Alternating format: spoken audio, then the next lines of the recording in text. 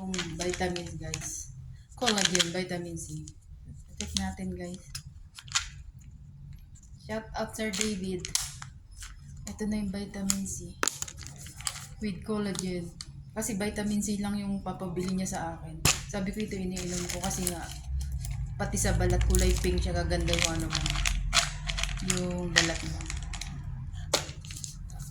Kulay pink. Baka hindi lang siya. Vitamin B complex. Ayan na. Stress tab. Ano na stress? Tapos itong Crest Colgate. White. Ito na oh. US pala itong Colgate na ito eh. Oh. Made, ano yata, ano yan? Fresh. My new toothpaste. Check natin. Ito na oh. Brilliant.